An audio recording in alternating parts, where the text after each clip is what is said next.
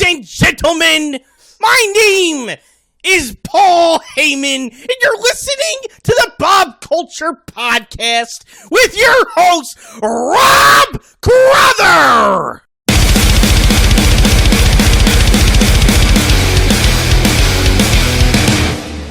On this day, I see clearly everything has come to life.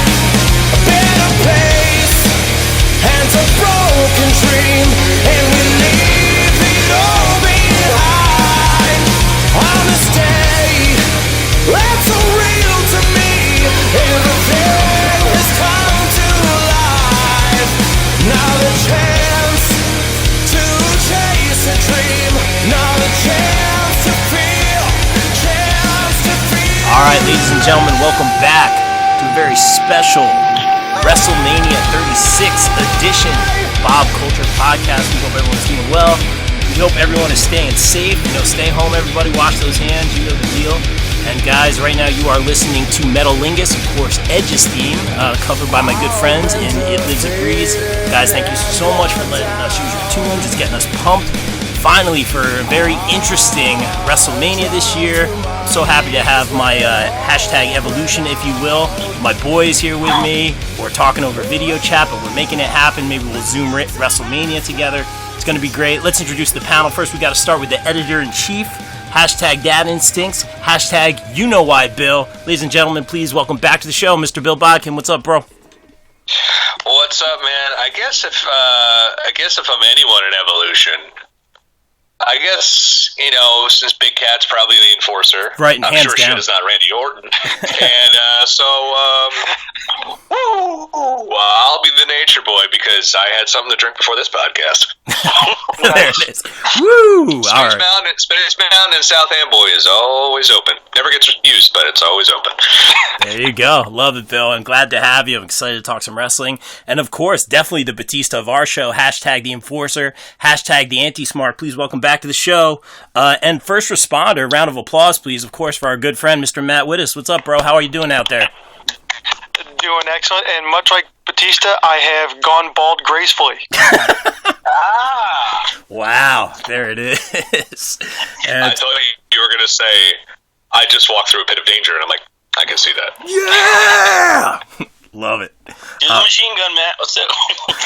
And that other beautiful voice you hear, of course, coming back, making his return. The Vac Attack is back. Jack, please welcome back to the show. The human wrestling encyclopedia himself and the man who coined the phrase, the Bob Culture Podcast, Mr. Michael Vacchiano. What's up, bro? How you doing? How you doing, man? I'm not going to even try to attempt what evolution member I am because I know we only got a certain amount of time, so it's just, we'll get to the good stuff. You're Randy Orton by default. Randy Orton? Okay. Compressed Randy Orton, but yes. So that makes me the gamer. So there you go. I'm not good as well, you do have the good chin strap, what do you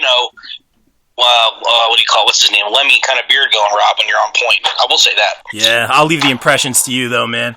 And guys, let's get right into it. We have a very obviously interesting show. Little disclaimer here, guys. We know it's going to be a little different this year. I, for one, am very thankful that we do have a WrestleMania, in our own way. We're kind of making plans just to kind of communicate with each other and talk with the internet wrestling community while we watch this show.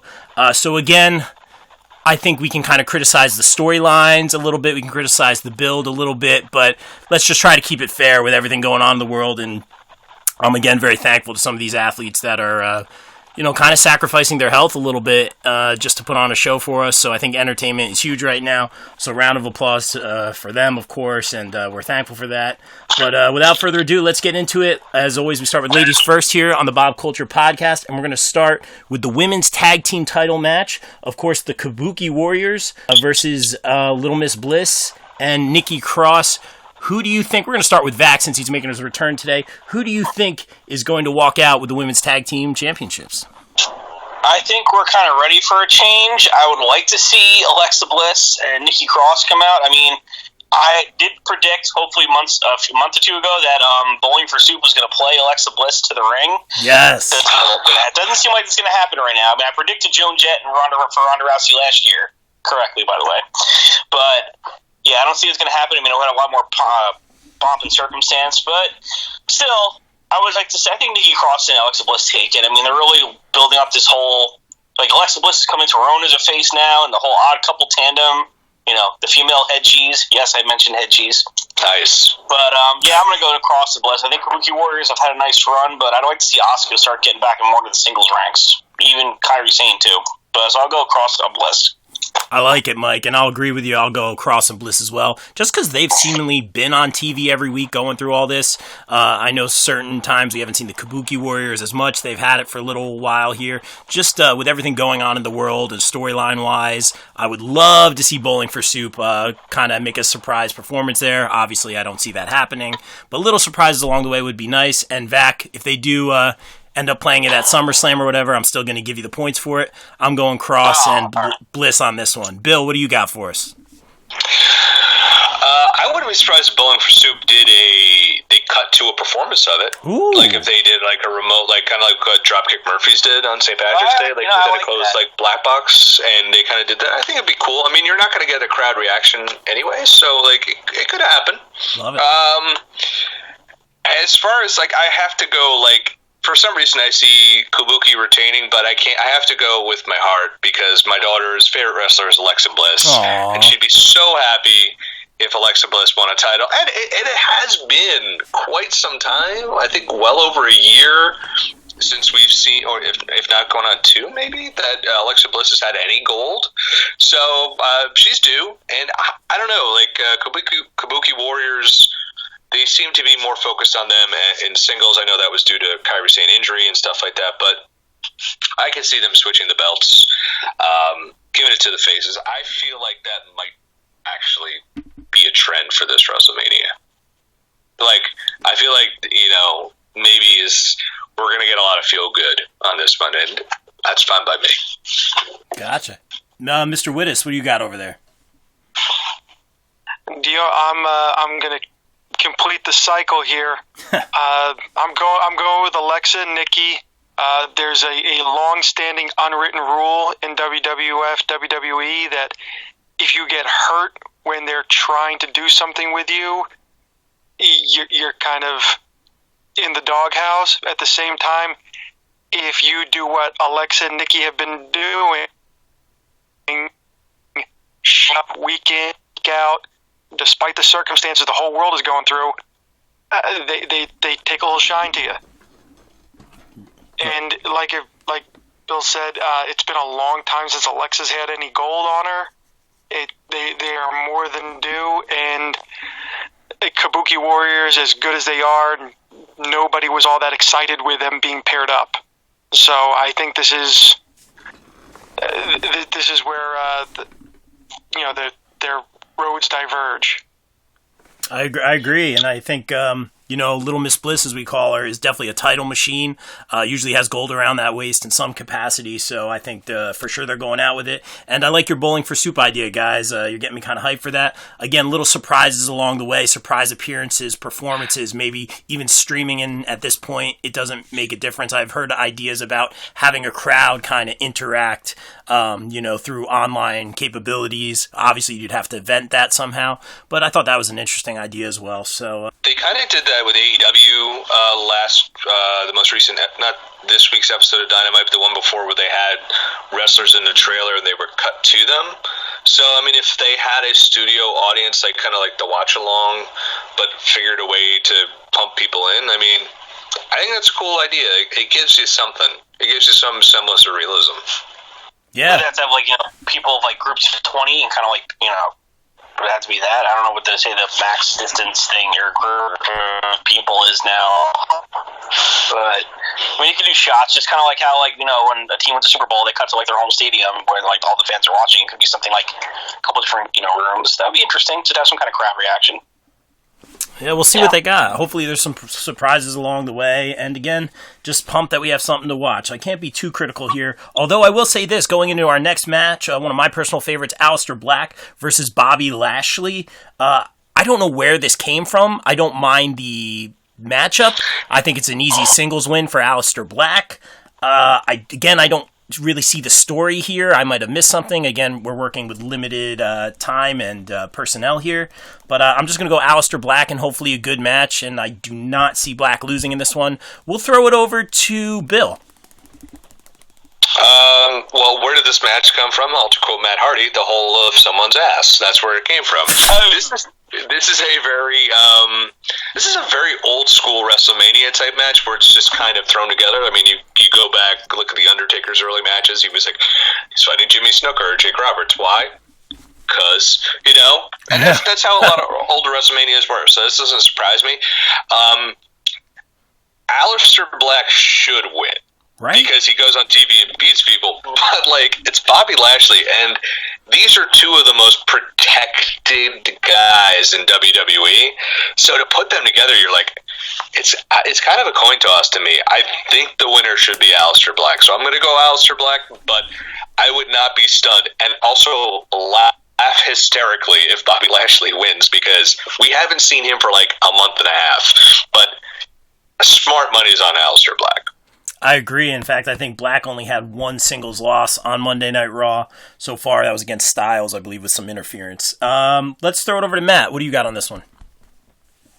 Yeah, I'm going with Aleister Black, too, just because he should. With Bobby, I mean, he had a huge upside when he came in, but that's been squandered over the past couple years. And both guys carry a big, legitimate background, but Aleister Black is the one that, kind of looks like they're actually going to do something with. But we've seen that been up there on the block before, where we thought they were going to do something with Aleister Black. But I think this is his time.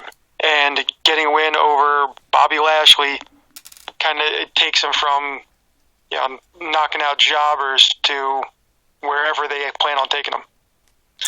Very well. It's really wild. It's really wild how Bobby Lashley was in a main event program, final segment of Raw, for months, and has been dropped from that. I don't know, okay, let me do a finger that can snap, like that.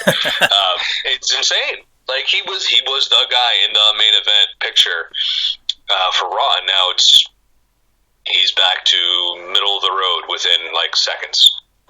Yeah, man. Just like our good friend Rusev, Bill. You know that story. All right. We'll throw it over to Vac. Take us home. I'm going with all you guys, definitely Aleister Black. And it's just because he should. And I liked what Bill mentioned, that it was a match that's an old school match. Okay, it's what? A WrestleMania, and you show the graphic. It's blah, blah, blah versus blah, blah. And then they built something around it, if there's anything. But yeah, I mean, Aleister Black, I think they realize that he's more exciting without saying a damn word than, you don't have to pair him under the sheets with Lana and all these stupid little segments or anything like that. He's friggin' cool. Strikes are awesome. He got some great matches with Eric Rowan. Some of the best singles matches of Eric Rowan of his career. Helped put him over by making him out to be a little bit of a monster. It took 2 black matches to put down Eric Rowan. And then his matches with Styles, and Styles sold that thing like a madman. And you know what? Yeah. After this, I would like to see Aleister Black start to chase maybe Andrade for the U.S. belts, or I don't know if he's going to go over the the IC title scene. So, but yeah, this is Aleister Black's win, his first big Mania moment. So yeah. All right. I think we're all on the same page here. Let's keep it moving, guys. We have a lot of matches. In fact, this WrestleMania is too big for one night, if you haven't heard. So we're going to keep it moving here. We're going to talk about the SmackDown Tag Team titles. Now, again, we're trying to avoid all spoilers here, but I think at this point it's probably common knowledge that The Miz is not participating in this year's WrestleMania.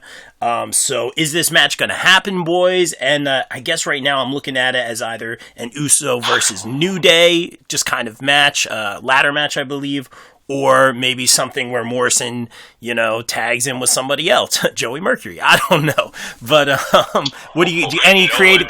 Anything? Yeah.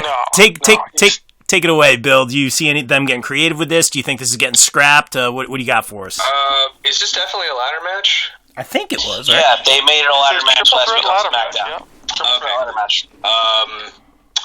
No, I think you'll still see Morrison is built for those matches, so they're going to find. I mean, listen, if they could pull Austin Theory, who has just been a guy who loses all the time in NXT, and throw him on a Mania match, they could throw anyone into this. And I have no idea if they've replaced The Miz, but I think you're not going to take Morrison out of that. He's too dynamic in a match like this.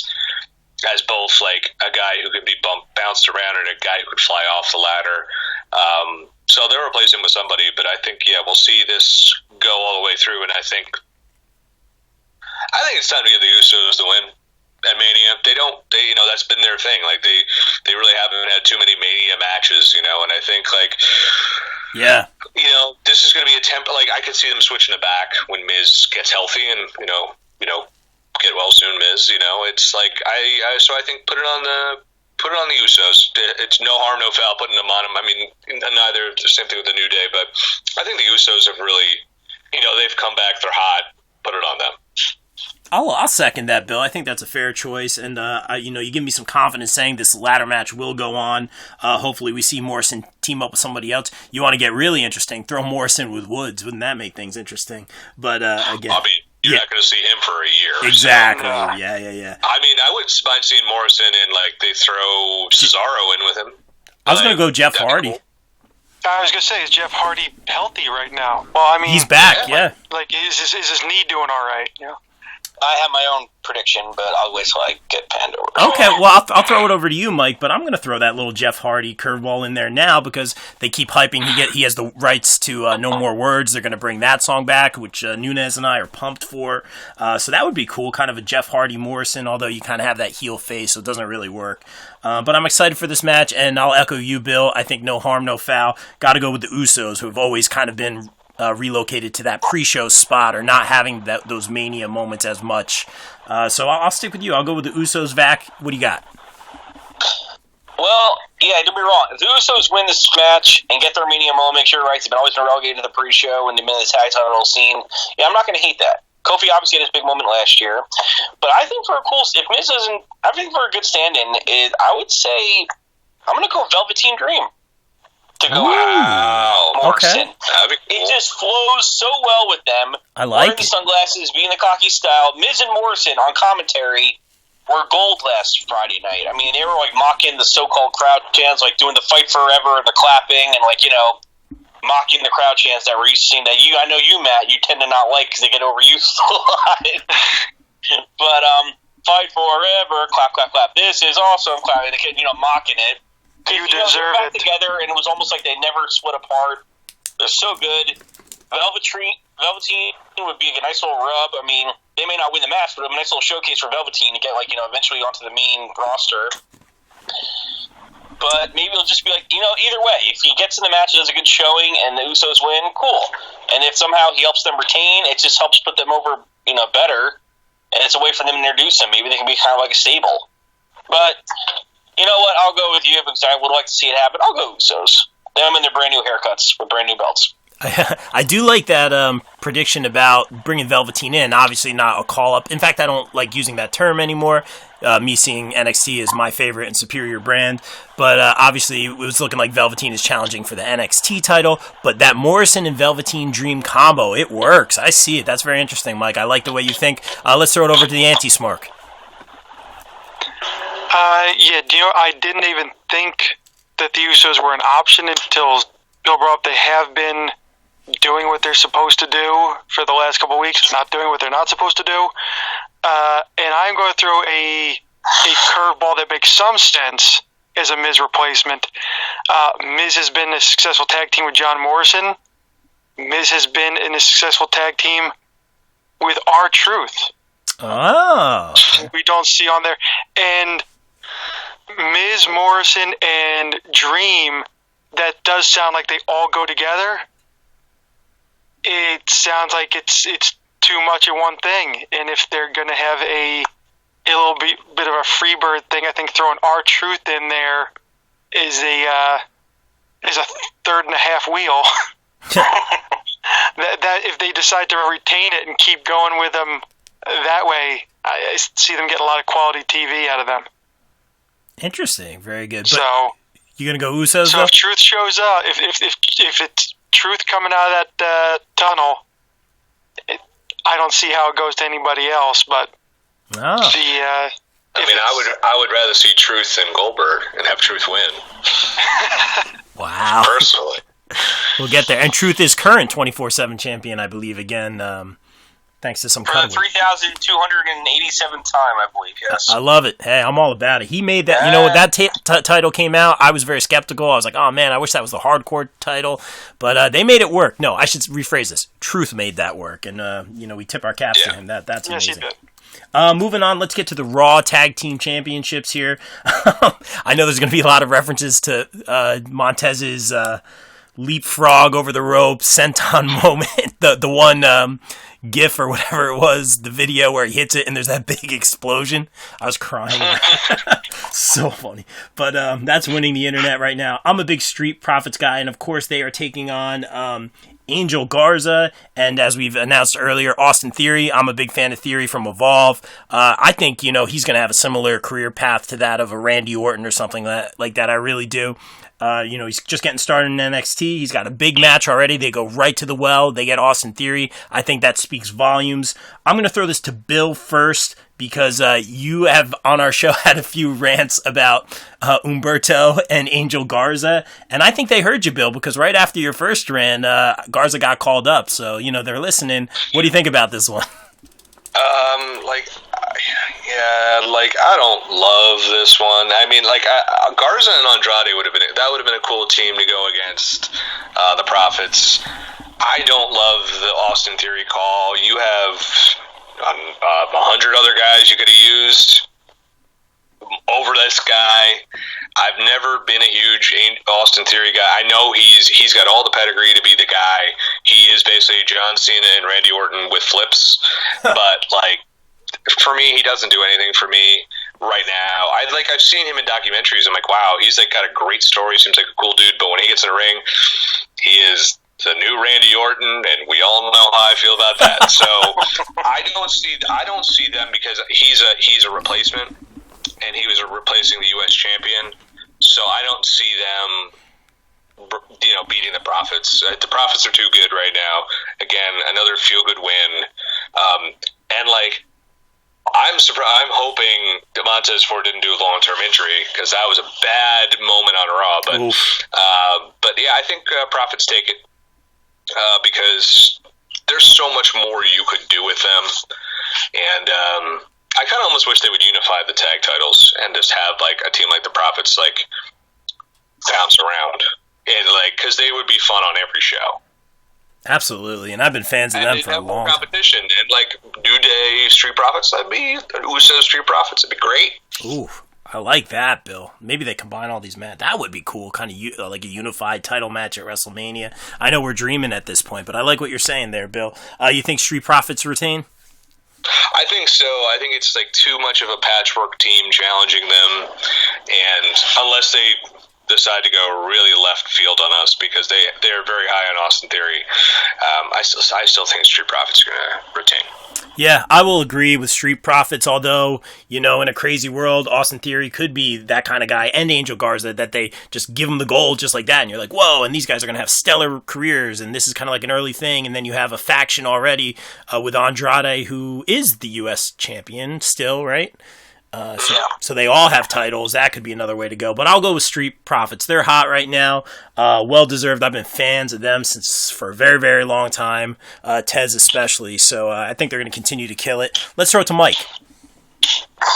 Definitely going Street Profits. I mean, this is one of the best pure tag teams that have been that have promoted from NXT that have actually had really good success now on the main roster. They're getting fans are taken to them. I mean, no fans lately, but you know what I mean. But I love the fact that they have the whole Bret Hart, Jim, the Anvil, and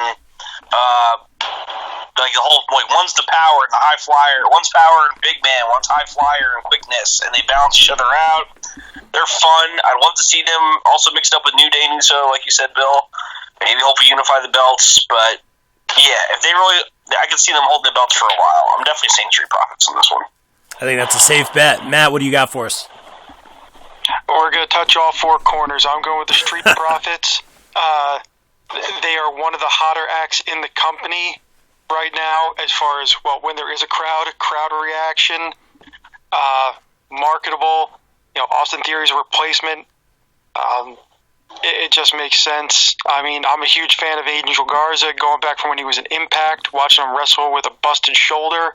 And I'm glad seeing him getting if not a WrestleMania moment, or WrestleMania paycheck. And I think that's with 2 nights and 16 plus matches. I think that's one of the things that brought Austin Theory in. I think they see some stuff in him and say, "Hey, you know what? Let's give him let's put him on the floor and see how he runs." Interesting. I got you, man. And Matt's a huge Angel Garza fan, not as big of a fan as Charlie Caruso is of Angel Garza, but I digress.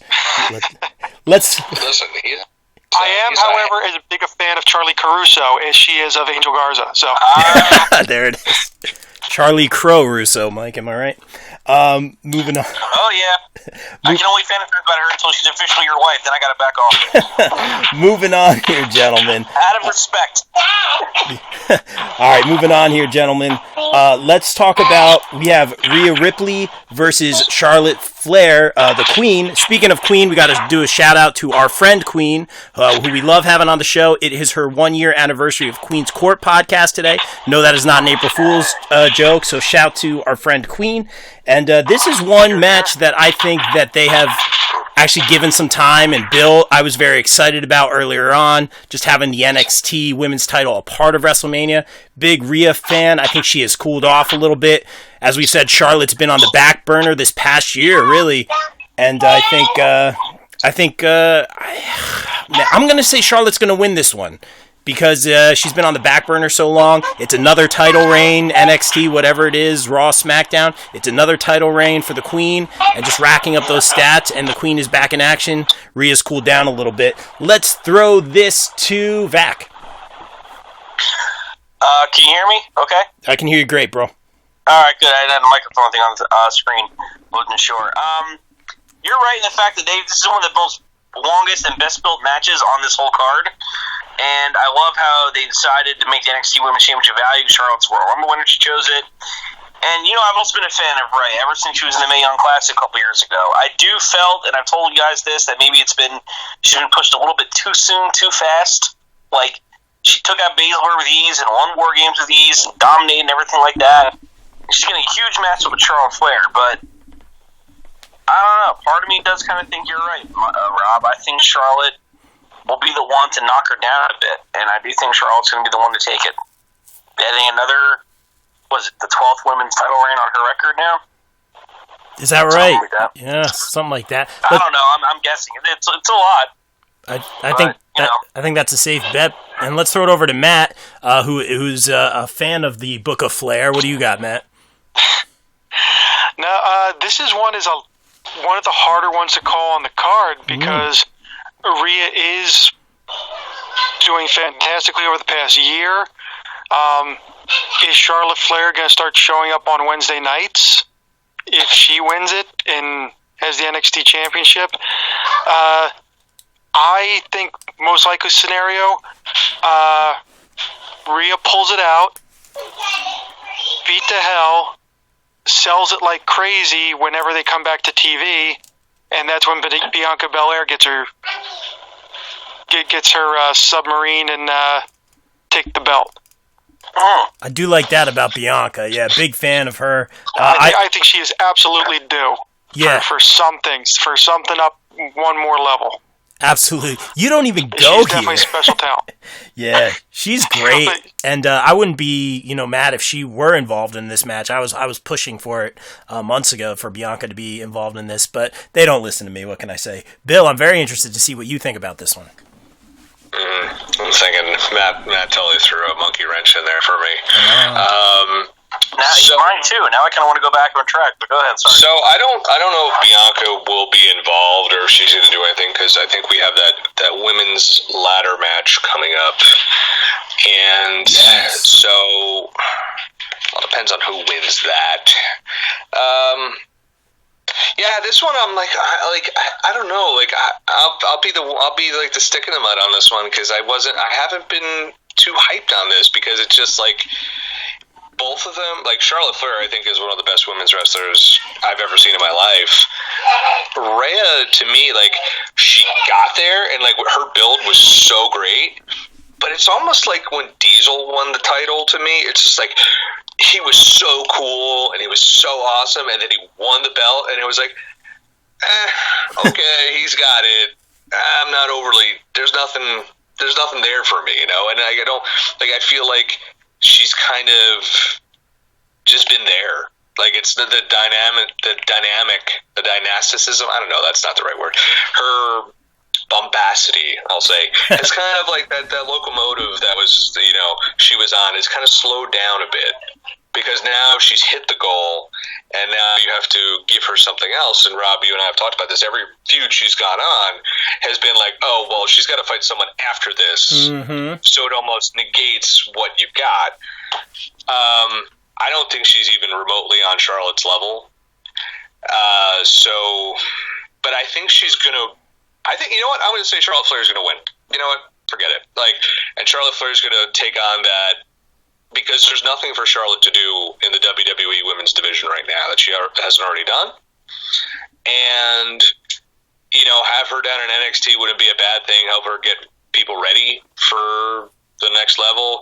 Whoever wins that ladder match, Tegan Knox, will go on to fight her. She's not going to win. She's not going to win. I know. It's probably. I'm hoping it. Actually, Io Shirai would be great, but yeah, it'd be awesome. I mean, Tegan Knox and Dakota are not done yet, so. But yeah, I mean, I wouldn't mind seeing because that'll freshen up NXT a little bit, or maybe we'll see some more on the main roster. And I think Bianca Belair is due for a superstar shakeup call up because I think they saw her in the Royal Rumble. The word is Vince McMahon loved what he saw, and she is a prime target to be on a Raw or SmackDown, and she would be a amazing addition to either. So I'm going to go Charlotte Flair is going to take the win here. I mean, I'm probably wrong, but I'm going to go Charlotte. Yeah, I think, so what do we have here? We have 3 Charlottes, and Matt, you went actually with Rhea, right? I went with Rhea. Yeah. Wow, see, I'm surprised. I know you're a big Flair guy, so that is very interesting to me, but I like it. We keep them here on their toes on the BCP. Good stuff, gentlemen. Let's keep it rolling along. Can anyone do an Otis impression, by the way? Because we have Otis versus Dolph Ziggler with, I believe, Mandy Rose in Ziggler's corner for this one. They were building this one for a long time. I think Otis has to get the win here, not the veteran Dolph Ziggler. And for storyline purposes, it could be cute. Maybe some sort of turn or back and forth by Mandy, Sonya getting involved, Tucker. It could get fun. It could get creative. I think this one might have a little bit more excitement to it than people might anticipate. And I think I'm going to go Otis with this one. I'm going to throw it to Vac. Yeah, it's going to be a feel-good win. I mean, will Ziggler ever get a Mania moment? I'm starting to think it's never going to happen. I mean, granted, a singles win over a tag team wrestler may not be considered, elite, like an elite Mania moment, whatever. But, yeah, I got to say Otis is going to do it. And yeah, I'll just say Otis. This is a match I'm really not too huge on. Like, hopefully this will be done in like 6 minutes. But yeah, I'll say Otis. Going with Otis. Let's throw it to Matt.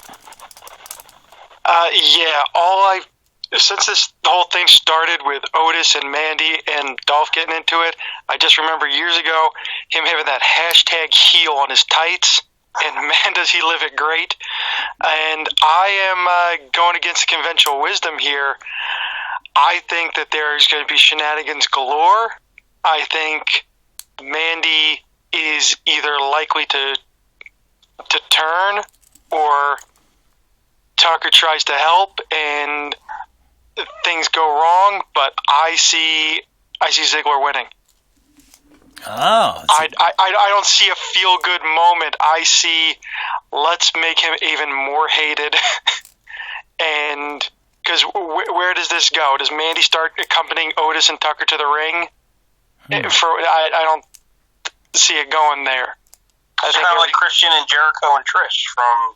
Yeah, that's why I don't see it. I like that, Matt. You got me swayed a little bit. That's actually great. I can see it kind of being like the when the Mega Powers exploded, where Tucker's trying to help out and stop Bobby Roode or whoever from getting involved, and accidentally knocks down Mandy or distracts Otis. He gets nailed, something to that effect, causing some sort of a rift there that has to get fixed.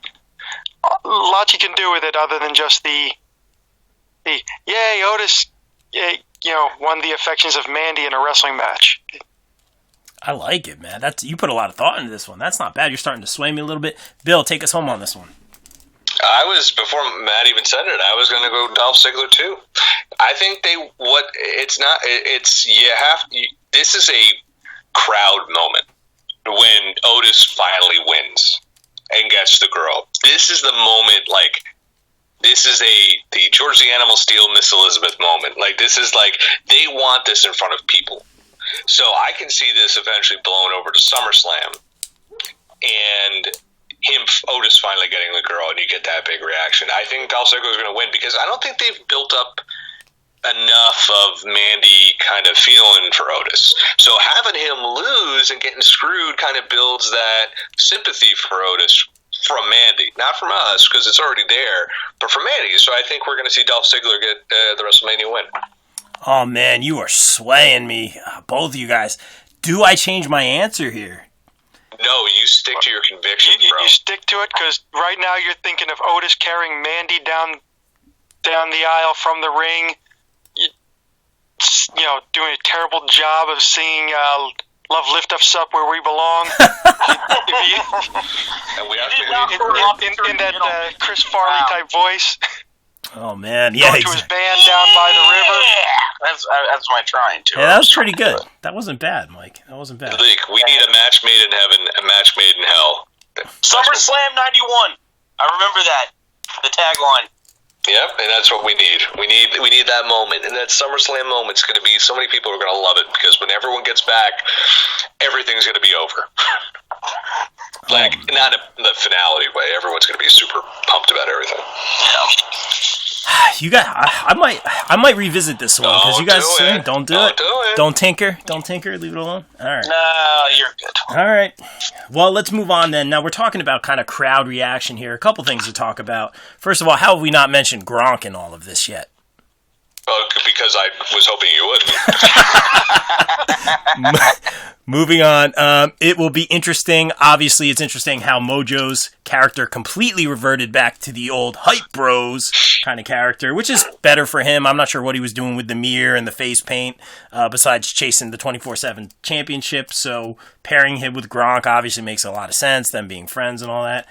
That's all I got as far as that. Maybe Gronk will introduce some sort of guest or something like that. We'll give him a shot. All I know is he is no longer on the Patriots, and I'm okay with that.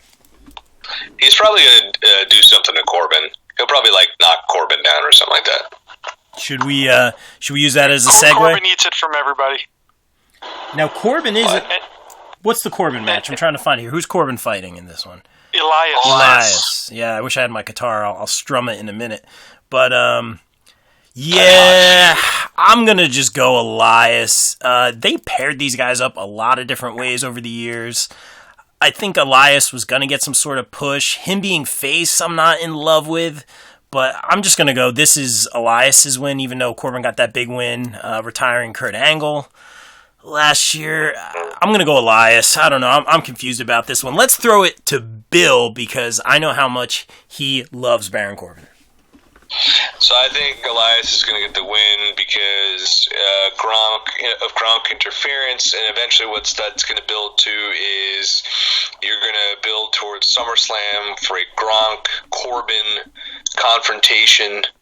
In between that, Mojo will be the stopgap.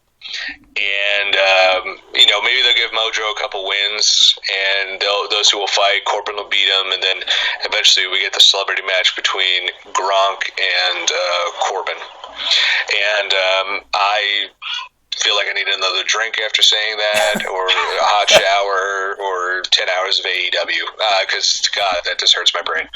Wow. Well, I do like this, Bill. I do like how you're thinking ahead, incorporating Gronk into some sort of wrestling match, and that makes a lot of sense. Now, Matt, a guy who actually legit does like Baron Corbin, what do you think about this one? I'm not being sarcastic. I am just going to copy and paste everything Bill just said, because that's the guy Corbin. They trust a lot for everything else that goes on with the guy. He's often lauded by other wrestlers, especially retired ones, as being extremely safe out there.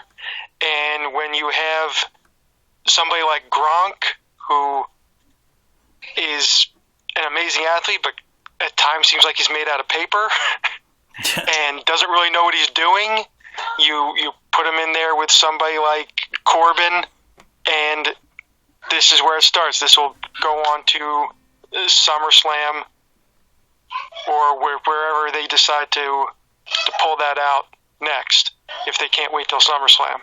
Yeah, I thought this was going to be Tyson Fury, what they were going to do this, but they went with Gronk. So he is Bam Bam Bigelow 2020. Great. And God, I can't believe I compared him to. Great point. Last time ever. But Matt, really well said. Great point on that. And again, Rob Gronkowski known for those big back injuries and such. So yeah, that's actually a really great point. Having him work with Corbin, who I think Bill's other favorite, Orton, has praised for doing everything right in the ring. So really well said. Yeah, I like what you guys are saying. Looking ahead, very well said. Mike, I'm going to lead you in on this one. All right, you ready for this? Yeah. Here we go. Ready? Wait. Here, wait. Mike. I'm gonna lead you in, bro. I'm gonna lead you in. Hold on. What? I'm gonna lead you in. Ready? Here it is. Ready? Thank you very much. Yep. Go ahead. I definitely think that the non-existent WWE universe is going to walk with Elias on this one. Because look, Corbin had his big win last year. Elias is going to get his win this year. It might be from Ron Gronkowski's interference, who knows, or maybe a guitar shot afterwards, something like that. I mean, they're going to have a lot of feel-good moments on this show, just because, we need it right now. But yeah, I could see them going towards eventually Gronk and Corbin at SummerSlam. How that's going to go, I don't know, and really don't care that much. I'm sorry, but this one for this match, I'm going to go Elias. I feel like so many of us have like that Patriots disdain in our households and in our family. So I think that adds to a little bit of everything here. But that being said, go Giants. All right, moving on. Let's go with Sami Zayn versus Daniel Bryan for the IC title. I'm going to keep it short and sweet. I think Zayn retains here. I don't think this is another Daniel Bryan wins the IC title at WrestleMania moment. This is going to be Sami Zayn retained and Daniel Bryan putting people over like he always does. Mike, I'm going to throw it right back to you because these are your guys right here. Absolutely. I hope they give this a good 15 minutes because these guys can put on magic. I mean, Sami Zayn has done so good at just being like such an obnoxious a-hole. I'm going to keep it clean. It's funny because when you're paired up with Kevin Owens for so long, it's hard to make your own statement as being like a real jerk. But he's done a great job with that as far as being a mouthpiece for Shinsuke and for Cesaro. And him getting the IC belt, taking all the credit, and taking the belt off Braun Strowman was great. But you're just going to get a great wrestling match. I mean, I don't see Sami Zayn winning cleanly, but you should get 15 minutes of great action, and I'd say Sami Zayn's going to get his big win on the Mania stage. And Daniel Bryan, like I said, always been happy to put people over, like he did with Kofi last year, and the big rub he's given Drew Gulak and everything like that. So, yeah, I say Sami Zayn wins. Great. It's going to be a great matchup. Sami Zayn wins with shenanigans. Yeah, and I think that puts Drew Gulak on deck for that IC title shot, which makes a little bit more sense to me. Again, that being said, Braun's IC title reign surprisingly short. Bill, I'm going to throw it to you because I am looking forward to several El Generico references and several Bryan Danielson references. What do you got? So Bryan Danielson versus El Generico is going to be a great match at WrestleMania because Bryan Danielson and El Generico are really great wrestlers. But I am curious. The X factor in all this is how they use Drew Gulak. Now, is he going to somehow cost what do they do with him? Because this is the obvious. Although WWE does do this, we thought Nikki Cross was going to turn on Alexa, or Alexa was going to turn on Nikki. It never happened. Yeah. But I feel like they're gonna. Gulak is not long for being the training partner of Daniel Bryan. I feel like he's either going to turn on him once he wins the belt, like down the road maybe, or there's something with Gulak. They're going to do something with him, and I think that's this X factor I can't figure out right now. I could see Sami Zayn winning with shenanigans, or because Gulak accidentally hits him and they implode like the Mega Powers, so we'll make another Mega Powers reference. I am going to go with... interesting. Shit. Let's see. I'm going to go with... You know what? I'm going to go with Sami Zayn as well, because I just feel like there's something with Gulak and Danielson where, like, Gulak will accidentally cost him, and then, like, we're going to eventually implode those two. Correct. So you don't really see Gulak staying that face role at all. Like, they could make it like this tenuous partnership for a while, then it blows up down the road. I gotcha. Anti-Smart, what do you got? I'm also going to go with Sami Zayn, and I think we're all kind of... Daniel Bryan's going to win. No, just because it makes sense. Therefore, why would that actually happen? And especially with, I think we're all kind of echoing the whole thing. What makes sense, again, who knows? Where is this going with Drew Gulak? I mean, he's not even in the match, but it seems like he is going to be the one that gets the most mileage out of this match, potentially. And I'm also reading some reports that after WrestleMania, D-Bry plans on self-quarantining for a while. He does have a kid on the way. It might be that might be a factor into it, but we're not going to see him on TV for a little bit. At least not wrestling, if we have any. So Sammy seems to be the option, and maybe this gets written off as some sort of an injury. There are 3 guys on one side of the ring, 2 guys on the other, and maybe that is where Gulak gets his, I'm going to do it for my training partner. You put him on the shelf. Now I'm going to win that IC title for him. It's a classic storyline. I like it. Very well said, Matt. And I think, again, looking at it from all angles, outside the ring, so to speak. So very, very good job. I think that makes a lot of sense. And I'm feeling more confident about my Sami Zayn pick. I will mention this, Chad Gable. No, I'm sorry. Shorty G, excuse me.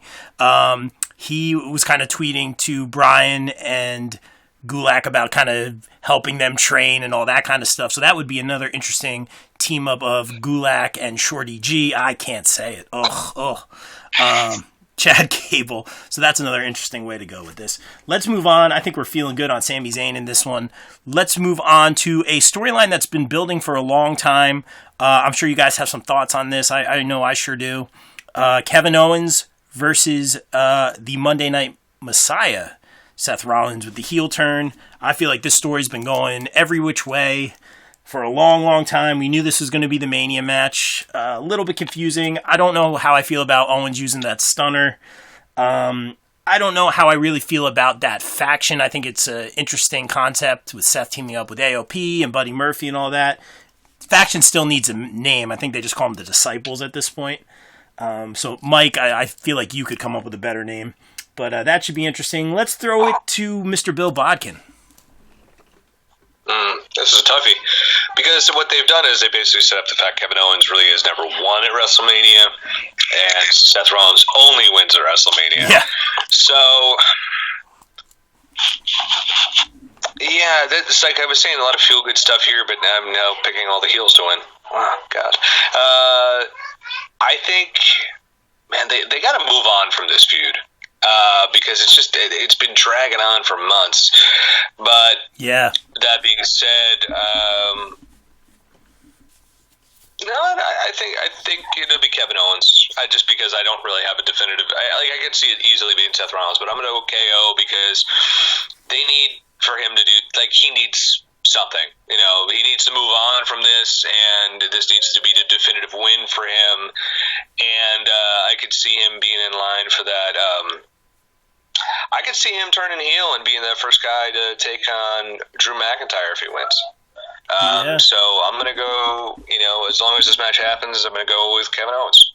I'm going to second that, Bill. I'll go Kevin Owens as well, just because of the stats. Pretty much, Seth Rollins winning a lot. Even when he loses at WrestleMania, he ends up winning at WrestleMania, Money in the Bank and such.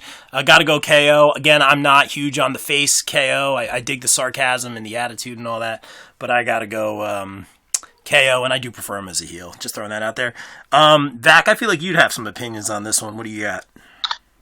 I do agree. The fact that I think Kevin Owens is better as a heel. I mean, he does good as a face because he's got Good Lee. He's got that underdog. Like, he doesn't look like a wrestler, kind of guy. Even though he's more athletic than guys 100 pounds lighter than him, and a lot of them. But yeah.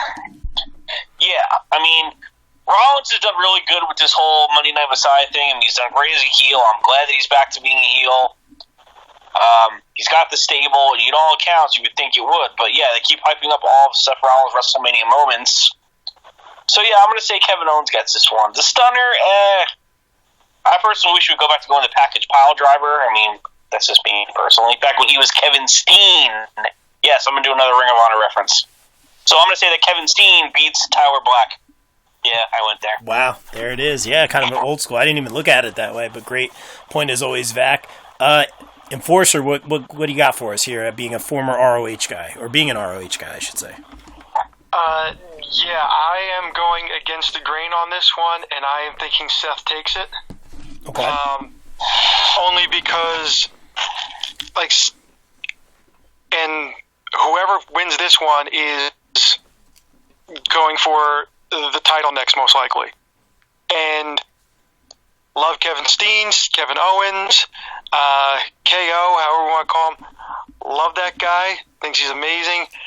Right now, and this is Dusty versus the Horseman when you look at it. He's aligning himself with a guy here to, a tag team there to take on the Monday Night Messiah in his ministry. But when this is over, and because of my pick for later matches, I think that puts Seth in a better position. I think that what happens later in the night is going to make more sense going forward with Seth, with AOP, with Buddy Murphy on his side, and continuing that. This is, unfortunately, or not unfortunately, they have so much going on, or certain linchpins to the top of the card. That's really what this feud probably should have had a belt in it all along. But I have a feeling that the next one will.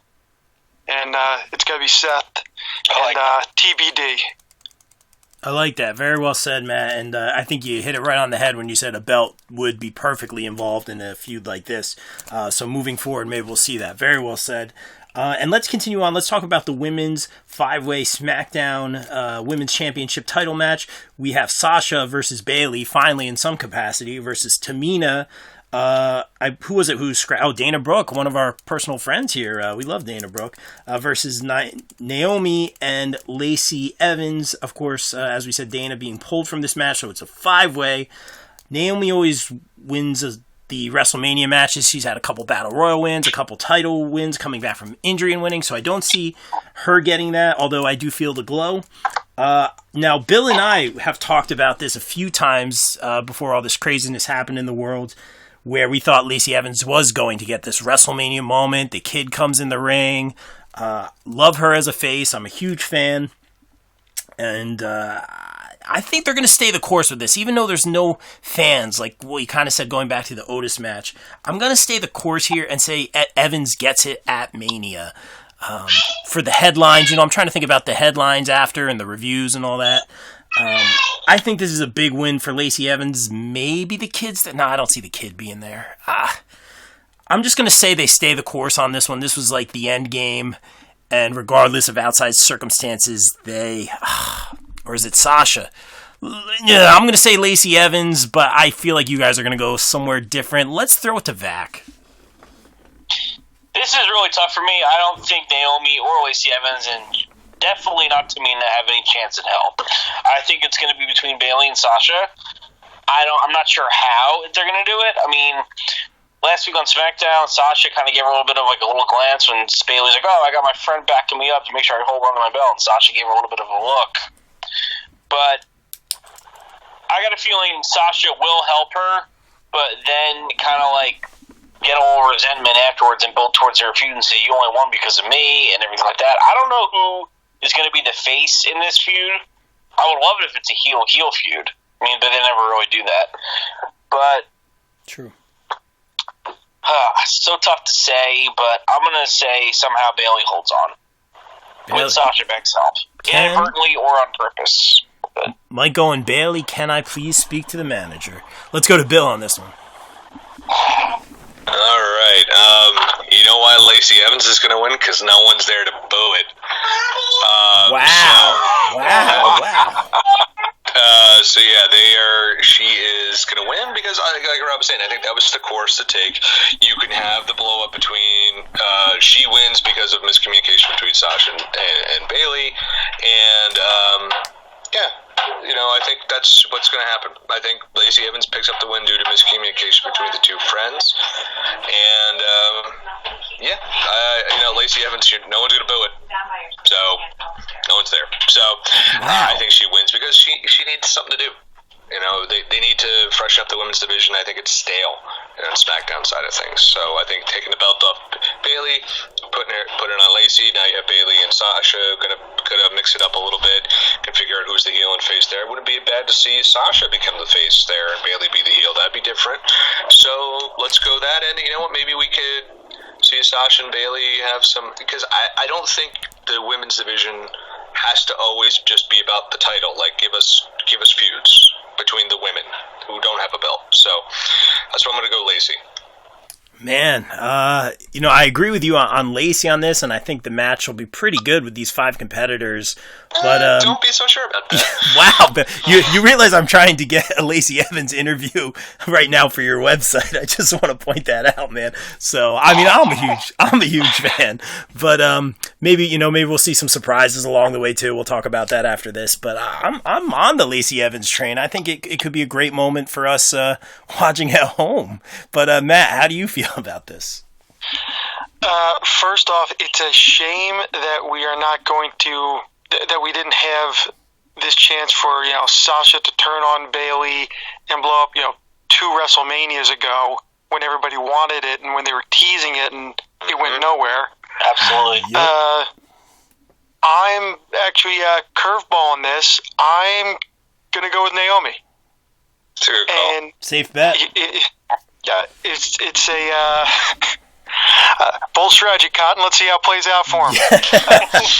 After the Royal Rumble, and mind you, we're a world away from when that was time-wise and how the world is, Naomi became a meme. People who had no background, no fandom in wrestling, were sharing the clip of her coming in at the Rumble and cleaning house all over my social media page. Yeah. People knew nothing about wrestling, didn't like it. And if we're going to say that it's a possibility for the Usos,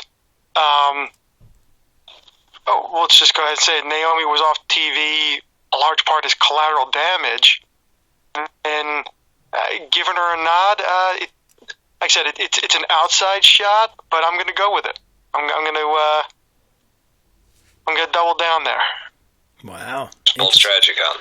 I think it's a safe bet. Naomi's WrestleMania record is really impressive. If you go back and look at all the wins that she's had in the matches that she had. So I'm a big fan, and I would be okay with that. Now, gentlemen, let's get into some. And it's Orlando. Oh, and I didn't even think about that. Yes, of course. Yes. She has the hometown crowd behind her. Which didn't she have a few years ago too, as well? Yes, she did. There it is. Yes, but that's when they actually had it in a stadium and not in a 1,000 seat. It's like That'd be a nice 1,000 seats. Gym with some risers put in there. Yeah. It's like Matt Hardy said. You can see all the essences of those from the past, Abraham Lincoln and such. So moving on, let's get into a bunch of gimmick matches, which again I'm more excited for than usual. I'm very excited for the ladder match. I just think because of the lack of crowd and crowd reaction. I'm very interested to see how they address that. You know, AEW's gotten very creative with that, which I've super appreciated. It added a lot more than I thought it would. With these gimmick matches, I'm just a little bit more excited than I normally would. And let's get into the returning Edge, which we all popped for big time when he returned at the Royal Rumble. We were not expecting that, versus Randy Orton. One of the better feuds going on right now, some of the better promos. I wasn't in love with the Orton saying it's because I love Edge. That was kind of interesting. That being said, that RKO with him and Beth Phoenix sold very well. I thought that was a nice moment in terms of the storyline. So this is, I believe, is a last man standing match. They could get creative with this. I think it could be very good.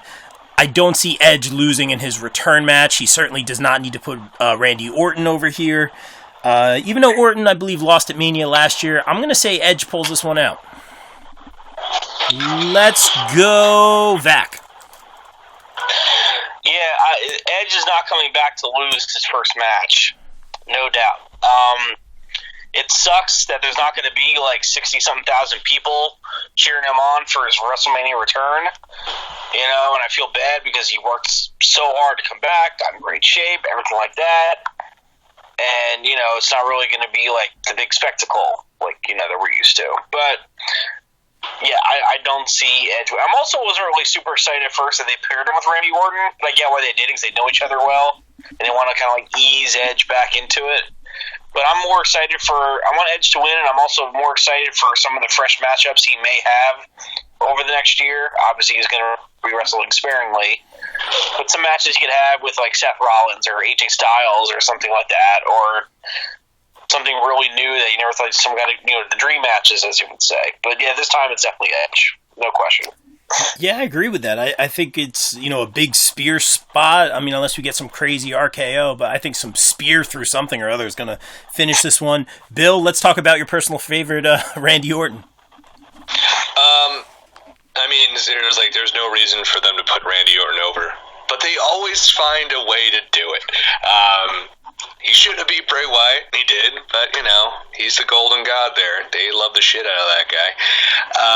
I don't think he should win, nor do I think he's going to. Edge is there for a while, and I think Edge winning. And I don't think the crowd not being there for a last man standing isn't as bad, because I think you can get to the brutality we've seen in empty arena matches from the days of old. And I think they're going to get pretty violent in this match. Edge's promo on Raw was, gosh, I don't think anyone in WWE is touching that promo this year. Of how good it was, and how honest it was, and how just. Did I have grit? The whole thing, yeah. Oh, the grit line is. That's such a Vince McMahon thing, but the one he did where he basically was in like a broom closet talking about how Randy Orton needs Edge to be great, and how he just coasts through everything, and he says, yeah, you have a couple moments of magic, but he's like, I'm the guy who makes you great. You need me more than I need you. You're the junkie for me. And the whole promo, I was like, wow, this is amazing. This is everything I've ever thought about Randy Orton. Thank you for validating me.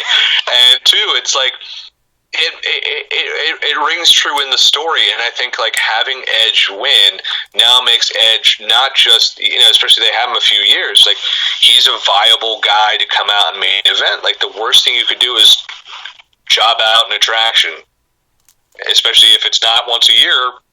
You know, there's only so many, return on investment only could decrease if you keep losing. So what's the point? There's the McFoley effect. Comes back, okay, he lost then, and he lost then, and then by the third or fourth time you see him again, you're like, who cares? He's just gonna lose again. You know what I mean? Yeah. Edge is special. This is a big comeback moment, and as long as this match happens, I'm gonna go Edge. All right, Matt, what do you got? That's my caveat for every match, by the way. No, this is why they brought Edge back, so they could put him in front of a WrestleMania crowd at home, a home crowd, yeah. Home audience, and give him another. I mean, the Rumble return was amazing, one of the greatest moments in recent memory. But it's not done yet. The Edge train is still going, and it runs right over Randy Orton's ass. Wow.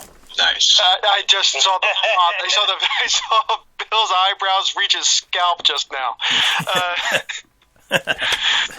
Wow. No, that's what that's what they put this together for, to get Edge over.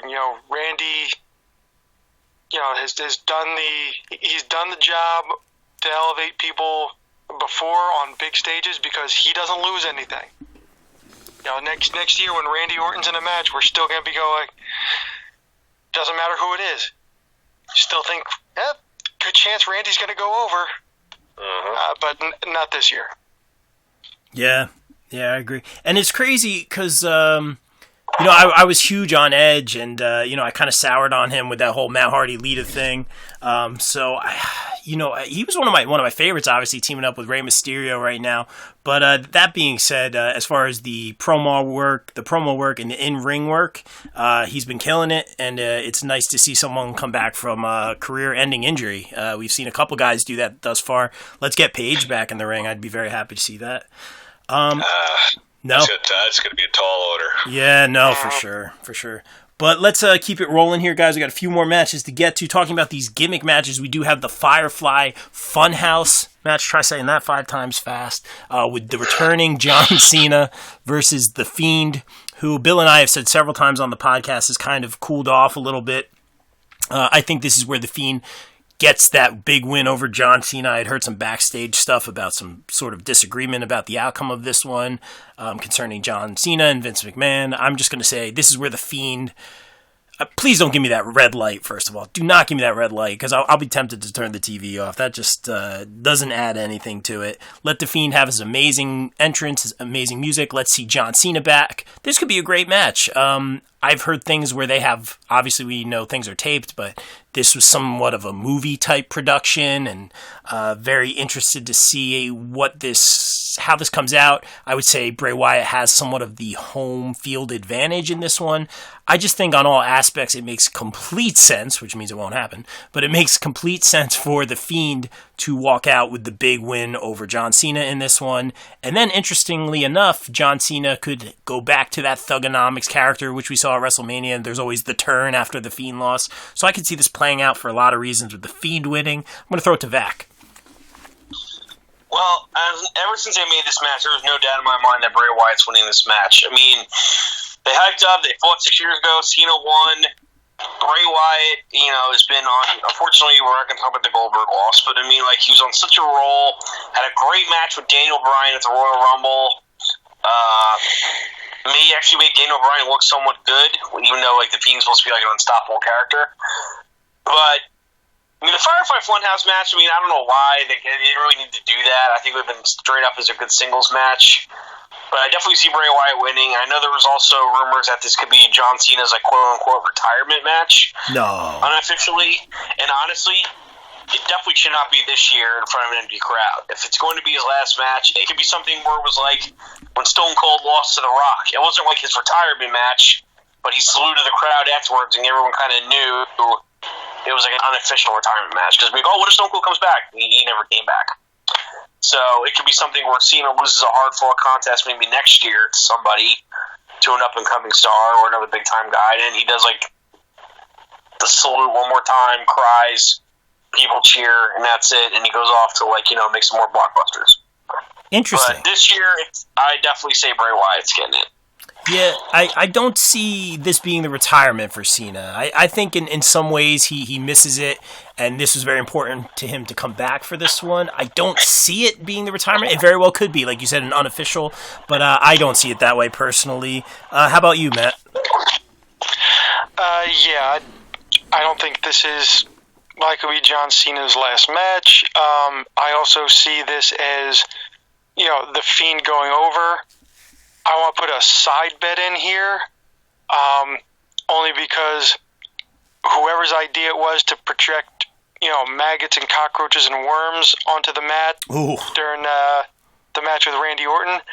This thing's going to be produced as a Firefly Funhouse match, whatever that is, but I think we can imagine that part of it's going to be on a soundstage somewhere, that they pull off the Scooby-Doo and John Cena chases sweater-clad Bray Wyatt through a door, and comes around to the next door, and the Fiend is waiting for him. I love it. I love it. I see it happening. It's goofy, but I would actually pop for that. Yeah, me too. I love it. And this is this undercurrent of the Fiend, where he's going after the people from Bray Wyatt's past. He hasn't balked on that yet. So this one's going to be John Cena, and this is going to try and repair some of the damage, and this will be sink or swim time after this. Very well said, Matt. And then you see that John Cena picture with the X's on the eyes hanging on the wall after this. Yeah, very well said. Mr. Bodkin, your thoughts? If Bray Wyatt doesn't win this match, Bray Wyatt should retire. And that's the thing. Like, Bray Wyatt is done. Like, there's no salvaging Bray Wyatt if he loses this match. I don't care if it's The Fiend. I don't care if it's Bray Wyatt. I don't care if it's Husky Harris Reborn, man. He ain't coming back because they have completely... I mean, that Goldberg loss, it almost killed him. Like, the fact he got with Cena, like, he was cold for a while going to, like, the Royal Rumble, he was ice cold going into that, I thought. Yeah. And I thought, especially even after the Seth match, it was like, he was the hottest thing in wrestling. That's all we talked about. Now, like, I forgot he was even around. Like, that's bad. Like, and I thought his promo he did with Cena that first time, that was one of his best things he's ever done. Both guys. I've seen some of the best work they've ever done, that first Empty Arena SmackDown. It was great. I had friends who don't like wrestling at all. Like, this is really weird. Like, this is crazy what they just did. And I'm like, yeah, it's really wild. And he needs to win. But they also need a plan. And I don't trust WWE to ever have a plan. But I'm just hoping they're not like, well... things are tough. Let's have Cena win. Also, you know, I'm just hoping that's not the plan. So I'm going to say Bray Wyatt, but man, I am trepidatious in making that call because I feel like they have the faith in Cena. There's more money to be made with Cena than Bray Wyatt. And I think they see it. Especially, Rob, you're saying they're arguing over the finish. John Cena at this stage of his career, to me, seems like the guy who's going to put everyone over.